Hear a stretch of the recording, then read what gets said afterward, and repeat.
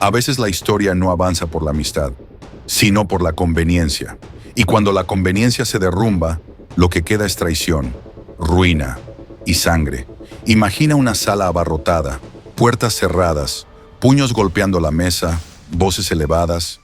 Todos se necesitan, nadie confía en nadie. Y aún así, se llaman aliados. Alemania, Italia, Japón, la llamada Alianza del Eje. Una unión que prometía conquistar el mundo, pero que terminó devorándose a sí misma desde adentro. Porque cuando te crees una raza superior, los amigos no vienen fácilmente. Y cuando las alianzas se hacen por interés, el precio siempre llega, y siempre se paga con vidas. Hoy vamos a recorrer la historia no por la gloria, sino por la desconfianza, ego, traición y desastre estratégico que definieron al Eje. Una historia donde cada líder veía al otro no como aliado, sino como herramienta. Una historia que comenzó después de una guerra perdida y que acabaría encendiendo la más destructiva de todas. Noviembre de 1918. Alemania había perdido la Primera Guerra Mundial, humillada, endeudada, señalada como culpable absoluta. Las indemnizaciones eran imposibles, la vergüenza insoportable. Y esa herida se convirtió en rabia. Esa rabia fue el fertilizante perfecto para el ascenso de un demagogo, Adolf Hitler. Un hombre que transformó la frustración nacional en odio, resentimiento y sed de revancha. Prometió gloria, poder, restauración. Y para eso, el mundo debía volver a arder. Pero para hacerlo, necesitaría aliados, excepto que las opciones eran pocas, muy pocas. Aunque parezca absurdo, Alemania y la Unión Soviética comenzaron como colaboradores secretos. Dos sistemas opuestos, fascismo y comunismo. Pero el interés es más fuerte que la ideología.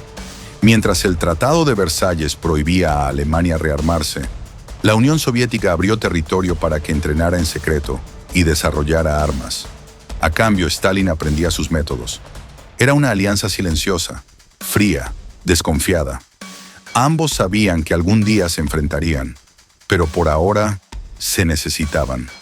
En 1939 sellaron el pacto Molotov-Ribbentrop, un pacto que prometía no agresión, una mentira firmada con mano firme y mirada calculada. Hitler lo aceptó sabiendo que lo rompería. Stalin lo firmó sabiendo que sería traicionado. Solo era cuestión de tiempo. Y ese tiempo se acabó en junio de 1941 con la Operación Barbarroja, la mayor invasión terrestre de la historia humana. La traición se volvió oficial. El pacto quedó enterrado bajo nieve, sangre y fuego. Si Alemania buscaba un aliado natural, lo encontró en Italia, gobernada por Benito Mussolini, el autoproclamado padre del fascismo. Hitler lo admiró, lo imitó, pero esa admiración era unilateral. Mussolini veía a Hitler como un imitador tosco, socialmente torpe, un alumno menor. Cuando finalmente unieron fuerzas en el Pacto de Acero, lo hicieron no por respeto, sino por necesidad. Y ahí comenzaron los problemas. Italia no estaba preparada para la guerra. Su ejército era débil, su industria insuficiente, su liderazgo impulsivo. Cuando Mussolini decidió atacar Grecia sin avisar a Hitler, fue un desastre. Italia perdió, Grecia contraatacó y Alemania tuvo que rescatar a su aliado. Hitler no solo ganó un problema, ganó un peso muerto. Mientras luchaba en Rusia, el desierto africano y el Mediterráneo se convirtieron en desagües de recursos para sostener a un aliado que no podía sostenerse a sí mismo. La alianza no era cooperación, era arrastre. A medida que el eje se extendía, se desgarraba. Italia se hundió primero. Los aliados invadieron Sicilia. Mussolini fue arrestado, después ejecutado por su propio pueblo. Alemania quedó sola, acorralada en dos frentes. La traición inicial regresaba como un boomerang. Hitler se había rodeado de aliados por conveniencia, de líderes que desconfiaban entre sí, de ejércitos agotados y mal coordinados. El eje no cayó solo por la fuerza aliada, cayó por su propia inestabilidad interna, por ego, por orgullo, por creer que podían dominar el mundo sin siquiera dominarse a sí mismos. Cuando un imperio se derrumba, no siempre es por la fuerza del enemigo.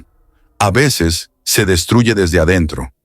En Alemania, mientras las bombas caían y las ciudades ardían, la verdadera guerra no estaba en el frente, estaba en los pasillos del poder. Göring acusaba a Himmler. Himmler desconfiaba de Goebbels. Ribbentrop negociaba a escondidas. Bormann manipulaba para controlar a Hitler. El alto mando ya no trabajaba por un Reich. Trabajaba por sobrevivir a los demás. Compartían mesas, discursos y propaganda, pero se observaban como enemigos. Cada derrota militar se transformaba en una excusa para encontrar culpables.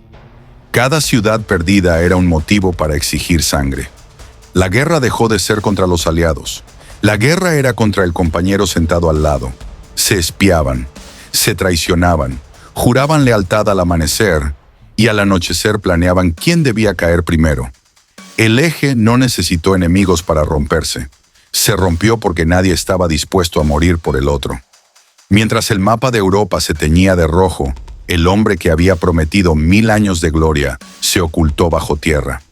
El Führerbunker no fue un centro de comando. Fue una tumba en vida, pasillos de concreto, luz artificial, aire pesado y silencio. Allí Hitler ya no era el líder que galvanizaba multitudes. Era un hombre enfermo, tembloroso, aislado, consumido por la realidad que había construido con sus propias manos. Las órdenes ya no tenían efecto. Los aliados avanzaban, las ciudades se rendían, las banderas caían, y uno a uno sus leales lo abandonaron. Algunos huyeron, otros negociaron su propio perdón, otros simplemente desaparecieron. La fidelidad que se construye con miedo se desmorona cuando el miedo deja de servir. El imperio que nació de la fuerza absoluta terminó rodeado de silencio, polvo y traición. La historia del eje nos recuerda que la fuerza sin unidad es una ilusión, que la ambición sin humildad termina en ruinas, que los imperios no solo caen por enemigos externos, sino por ego, desconfianza y traición interna. Cuando construimos algo con orgullo y sin colaboración, tarde o temprano se desmorona. El poder sin propósito, la lealtad por miedo y la autoridad sin respeto son los primeros pasos hacia la caída. La lección es clara. No se trata solo de vencer al mundo, sino de dominar lo que somos por dentro. Si te apasiona descubrir la verdad detrás de la historia, entender cómo los imperios se levantan y caen, y aprender las lecciones que el pasado nos deja, suscríbete al canal y activa la campana. Cada semana traemos historias impactantes, reales y llenas de enseñanza, para que no solo mires la historia, sino que la sientas, la entiendas y la apliques. No olvides comentar cuál capítulo te sorprendió más y compartir este video con alguien que ame la historia, tanto como tú.